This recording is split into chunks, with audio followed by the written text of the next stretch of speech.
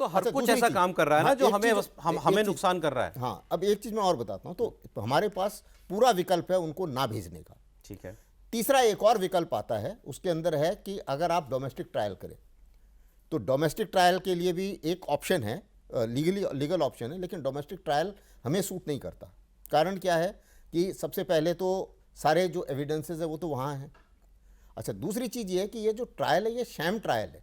इसको United nation ने भी क्रिटिसाइज़ किया है। क्यों क्रिटिसाइज़ किया है कि देखिए, किसी भी कहीं पे वर्ल्ड में किसी को भी अगर आप मौत की सज़ा देते हैं, उससे पहले आपको फेयर ट्रायल देना पड़ता है, उसको एक ठीक है। अपॉर्चुनिटी होनी चाहिए क्रॉस एग्जामिन करने के लिए। ठीक है।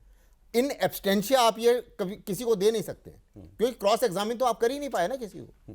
तो इस तरीके से ये फेयर ट्रायल नहीं है, ठीक और है। इस फेयरनेस का, क्योंकि ये क्रॉस एग्जामिनेशन का अपॉर्चुनिटी नहीं मिली, ये सफिशिएंट रीजन है भारत को ना भेजने की। चलिए ठीक है, आपने 2-3 बातें क्लियर कर दी हैं। एक तो कि हाँ, हम लीगली भी हमारे पास वो हैं संधि के लूप होल्स जो हम ना दें तो हम पर कोई वो आरोप नहीं लगा सकते।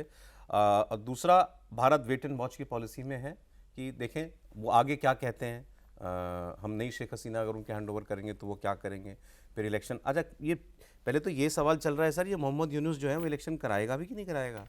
वो लोग तो कह रहे हैं कि वो तो प्रेसिडेंट बनना चाहता है। मैं तो कभी कहीं पढ़ रहा था, इनके कोई एक प्रेसिडेंट हैं और ये जो है उनको मैसेज वैसेज जो है कन्वे करा चुके हैं कि ये शहाबुद्दीन चुप्पू कि साहब आप जाओ और मैं राष्ट्रपति बनना चाहता हूँ, ऐसा वो शायद कन्वे कर चुके हैं। So he doesn't want to quit power. वो ग्रामीण बैंक में भी क्विट करने की हैबिट नहीं थी, इसीलिए शेख हसीना तो वो छोड़ना नहीं चाहता ना, छोड़ना ही मोहम्मद नहीं यूनुस। चाहते है ही बस। या multiple things. Yunus definitely yes, ये नॉर्मल ह्यूमन साइकोलॉजी भी होती है, एक बार पावर के आसपास आ जाओ, पावर आसानी से छोड़ना नहीं चाहते, राइट। इलेक्शन शायद होंगी, जो चांसेस दिख रहे हैं फरवरी 26 में समथिंग, क्योंकि देखिए जो बाकी लोग हैं वो भी तो पावर में हिस्सा चाहते हैं ना।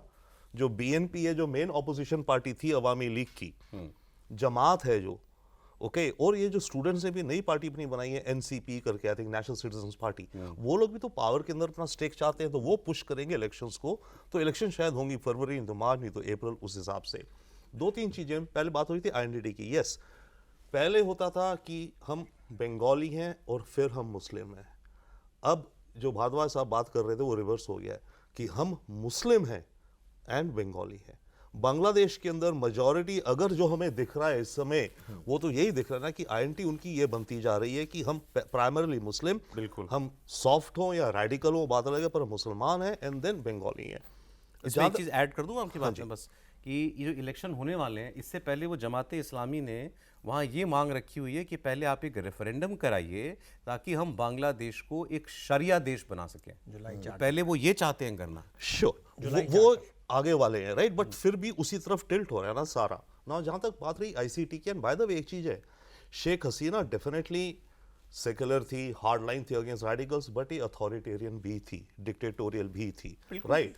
तो इन्होंने काफ़ी, इनके रेजिम ने काफ़ी कदम उठाए हैं, किडनैपिंग्स हुई हैं, किलिंग्स हुई हैं पिछले 15-1 साल में, पर ये बांग्लादेश में साइकिल थी।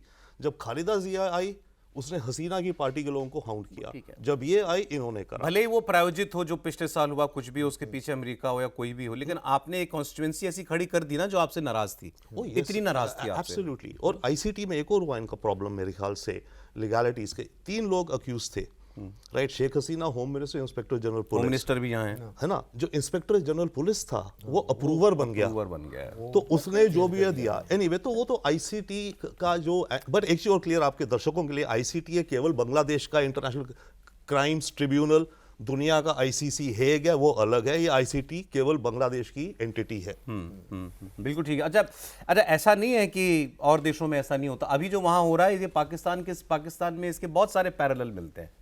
पाकिस्तान अपने एक प्रधानमंत्री को फांसी दे ही चुका है, भुट्टो, जो आपको जुल्फिकार अली भुट्टो को दिया था। इनके दोनों उसके बाद के 2 पॉपुलर लीडर, नवाज शरीफ और बेनज़ीर भुट्टो, दोनों को सजाएं हुई, दोनों को देश के बाहर जाना पड़ा, और दोनों उसके बाद देश वापस जा भी पाए। और हुआ क्या, नवाज शरीफ का केस में पढ़ रहा था, कहा साहब बाहर जाना पड़ेगा, 10 साल के लिए बाहर रहना पड़ेगा, लेकिन वो 7 साल में वापस आ गए, क्योंकि कुछ ये जो अरब कंट्रीज़ थी, इन लोगों ने मुशर्रफ के साथ बैठ के उनके लिए सेटलमेंट करवाई। ऐसा कोई नहीं है जो इनके लिए ये काम कर सके। मतलब भाई शेख हसीना वापस अपने सुरक्षित अपने देश वापस जा सके, दुनिया के कोई मुल्क नहीं है, भारत भी उनमें से एक होगा, जो इस तरीके का वहाँ कोई समझौता कराए, या मतलब कि भाई आप ठीक है इनको जाने दीजिए, बांग्लादेश में रहने दीजिए। देखिए सौरभ जी, मैं थोड़ा सा उसको दूसरे, किसी की ज़रूरत नहीं है बांग्लादेश में। ये बंगाली वापस से रिवोल्ट करेंगे, अनफिनिश्ड रिवोल्यूशन है, ये दोबारा से रिवोल्ट करेंगे। आज भी आपको कई सर्वे हो चुके हैं, आज भी अवामी लीग की पॉपुलैरिटी बांग्लादेश में 30% से ऊपर है।